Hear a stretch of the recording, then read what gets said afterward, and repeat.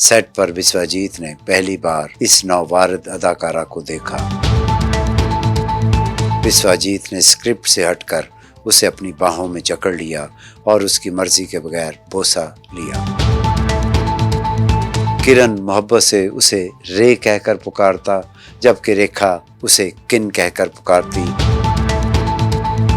उसका नाम अमिताभ बच्चन, विनोद मेहरा, मुकेश अग्रवाल, फारूक अब्दुल्ला और किरण कुमार समेत कई शख्सियात के साथ जोड़ा जाता रहा और रेखा एक बार फिर तन्हाई का शिकार हो गई। उन दिनों ये फिक्रा ज़ुबाने ज़दे आम हो गया कि रेखा को किसने कहाँ देखा,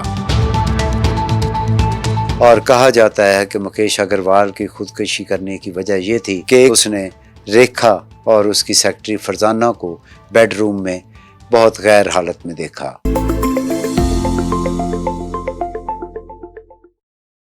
हाय ख़वातीन व हज़रात, मैं हूं आपका रज़ा मुमताज़ और आप देख रहे हैं मेरा पॉडकास्ट। आइए एक किस्सा सुनाता हूं आपको। एक पुरानी बात है, बहुत दिनों की बात है कि हॉलैंड के शहर एम्स्टरडैम से कुछ फासले पर वाक़े एक हसीन वादी में, जहां हद नज़र तक ट्यूलिप के रंग बिरंगे फूल फैले हुए थे, नरम हवा इन फूलों के दरमियान सरगोशियां कर रही थी और करीब बहता झरना मध्यम आवाज़ में एक नगमा सुना रहा था। फ़ज़ा खुशबू से मुअत्तर थी, नीले आसमान पर बादल तैर रहे थे और मौसम में हल्की सी खुनकी खुली हुई थी। वो अमिताभ बच्चन के करीब सिमट आई। फिल्म सिलसिला की आज की शूटिंग मुकम्मल हो चुकी थी। पूरा यूनिट होटल वापस जा चुका था, मगर वो दोनों अभी तक उसी लोकेशन पर मौजूद थे। हॉलैंड में उस शाम जैसे वक्त थम गया था। दोपहर आहिस्ता आहिस्ता शाम की आगोश में सिमटे जा रही थी, बिल्कुल वैसे ही जैसे वो अमिताभ बच्चन के सीने से लगी खामोशी में अपनी कई अनकही बातें सुना रही थी। उनकी सरगोशियों में शिकवे भी थे, मोहब्बत भी, और एक ऐसा ताल्लुक भी था जिसका चर्चा बरसों तक फिल्मी दुनिया में होता रहा।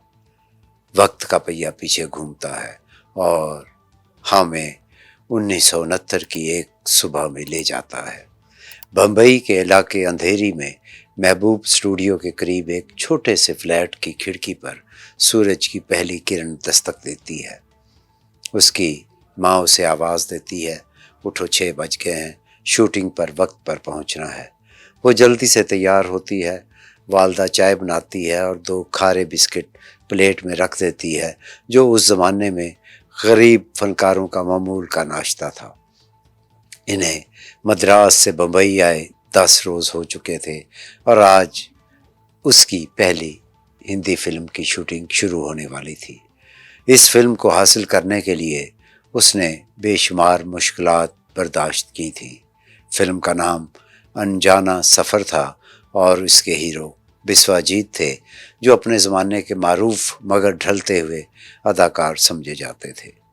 सेट पर विश्वजीत ने पहली बार इस नौवारिद अदाकारा को देखा। सांवला रंग, भरा भरा जिस्म, मासूम चेहरा और बारीक नैन नक्श। वो खामोशी से डायरेक्टर को एक तरफ ले गए और दोनों के दरमियान कुछ देर सरगोशियाँ होती रही। शूटिंग शुरू हुई, मंजर के मुताबिक मकालमे अदा किए गए, लेकिन अचानक विश्वजीत ने स्क्रिप्ट से हटकर उसे अपनी बाहों में जकड़ लिया और उसकी मर्जी के बगैर बोसा लिया। वो हैरान और परेशान रह गई। उसे फ़ौरन एहसास हो गया कि ये मंजर फ़िल्म की ज़रूरत से कहीं आगे बढ़ चुका है।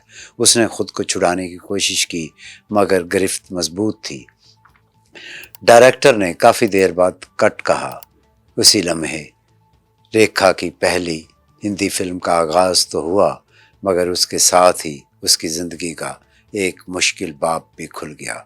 ये वाक़या फिल्मी हलकों में ज़ेरे बहस आया। विश्वजीत के रवैये पर शदीद तनकीद हुई और कई बड़े प्रोड्यूसर्स ने इनसे फासला इख्तियार कर लिया।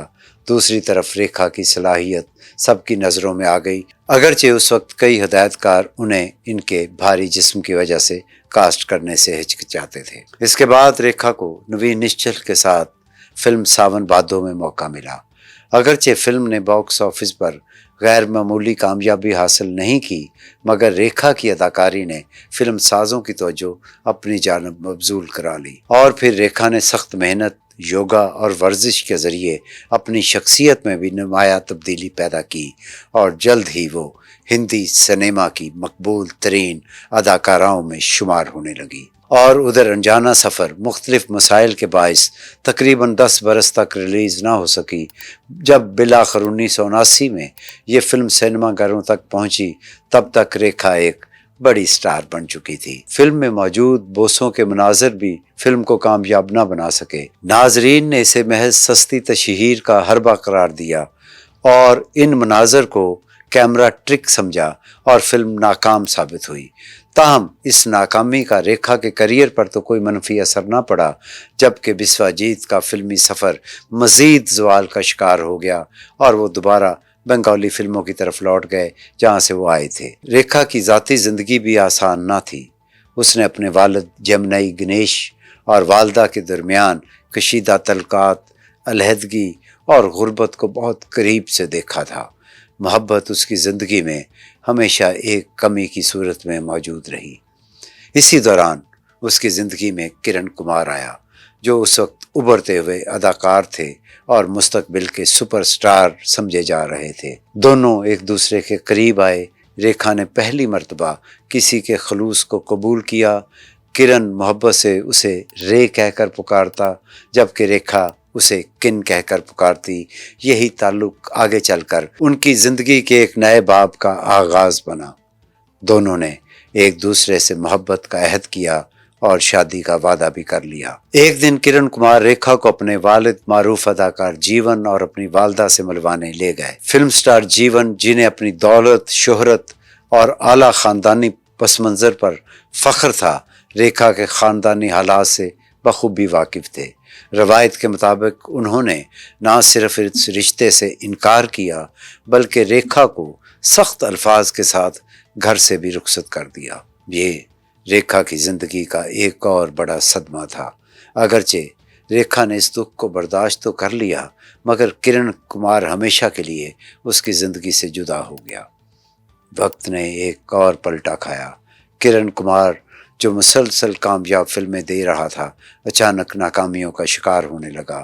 کئی پروڈیوسرز نے اس کے معاہدے منسوخ کر دیے اور وہ فلمی دنیا سے تقریباً غائب ہو گیا۔ برسوں بعد اس نے بطور ولن دوبارہ واپسی کی۔ دوسری جانب فلم ساون بھادوں کی کامیابی کے بعد ریکھا کو رامپور کا لکشمن، اور پھر کہانی قسمت کی 1973 میں، اس کے بعد دو انجانے 1976 میں، اور مقدر کا سکندر 1978 میں جیسی کامیاب فلمیں ملیں، جنہوں نے اسے ہندی سنیما کی صفحے اول کی اداکارہ بنا دیا۔ اس عرصے میں ریکھا کی زندگی میں اداکار ونود مہرا آئے۔ انوراگا کی بے مثال کامیابی کے بعد وہ شہرت کی سیڑھیاں چڑھ رہے تھے۔ ریکھا کی سالگرہ کی ایک تقریب میں جہاں ونود مہرا بھی موجود تھے، انہوں نے جذبات کے زیر اثر اور شراب کے نشے میں ریکھا سے اپنی محبت کا اظہار کیا اور ایک بوسہ لیا، اور بعد میں دونوں کے بارے میں یہ روایت مشہور ہوئی کہ انہوں نے کلکتہ جا کر خاموشی سے شادی کر لی۔ اس کے بعد ونود مہرا ریکھا کو اپنی والدہ سے ملوانے کے لیے لے گئے، مگر بعض لوگوں کے کہنے کے مطابق ان کی والدہ نے اس رشتے کو نہ صرف قبول کرنے سے انکار کر دیا، بلکہ ریکھا کو سخت الفاظ کے ساتھ گھر سے نکال دیا۔ یہ واقعہ ریکھا کی زندگی میں ایک اور گہرا زخم بن کر رہ گیا، اور جلد ہی ونود مہرا اور ریکھا کے راستے الگ ہو گئے۔ ونود مہرا کے بعد ریکھا کی زندگی میں امیتابھ بچن کی آمد نے فلمی دنیا میں بے شمار کیا سرائیوں کو جنم دیا۔ دوسری طرف ونود مہرا کا فلمی سفر زوال کا شکار ہونے لگا۔ یہ ریکھا کی نحوستیں تھیں یا بددعائیں؟ اس کی کئی فلمیں ناکام ہوئیں، اور پھر ونود مہرا کو مرکزی کرداروں کی بجائے محدود کردار ملنے لگے، اور بعد ازاں کم عمری میں ہی دل کا دورہ پڑنے سے اس کا انتقال ہو گیا۔ ریکھا کی زندگی کے ان واقعات کو دیکھ کر بہت سے لوگوں نے مختلف انداز میں تبصرے کیے۔ کسی نے اسے قسمت کا کھیل کہا، تو کسی نے حالات کی ستم ظریفی، اور کسی نے محض اتفاقات۔ تاہم یہ کہنا درست نہیں کہ کسی شخص کی بددعاؤں یا موجودگی کی وجہ سے دوسرے افراد کی ناکامیاں یا اموات ہوئیں، کیونکہ ایسی باتوں کا کوئی معتبر ثبوت تو موجود نہیں ہے۔ ریکھا کی زندگی یقیناً کامیابیوں، تنہائی، ناکامیوں اور آزمائشوں سے بھری ایک غیر معمولی داستان رہی ہے۔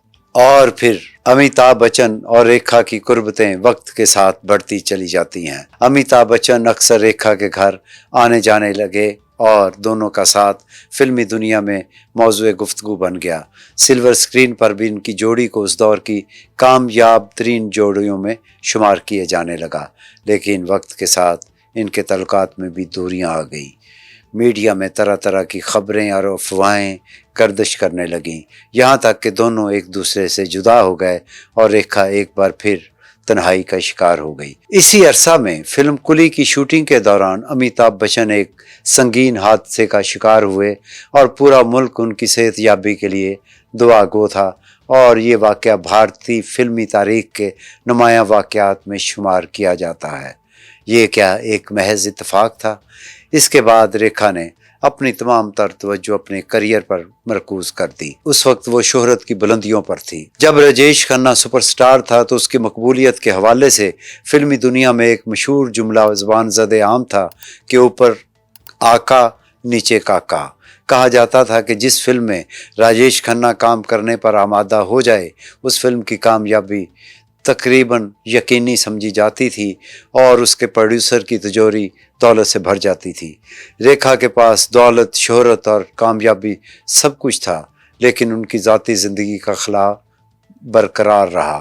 وہ ایک اسٹوڈیو سے دوسرے اسٹوڈیو تک مسلسل شوٹنگ میں مصروف رہتی تھی۔ فلمی دنیا میں یہ بھی کہا جاتا تھا کہ ریکھا کو اب تلاش کرنا آسان نہیں ہے۔ کبھی وہ فلم سٹی میں شوٹنگ کر رہی ہوتی تو کبھی محبوب اسٹوڈیو میں، اور کچھ ہی دیر بعد خبر ملتی وہ گھر روانہ ہو چکی ہیں۔ اور ان دنوں یہ فکرہ زبان زد عام ہو گیا کہ ریکھا کو کس نے کہاں دیکھا۔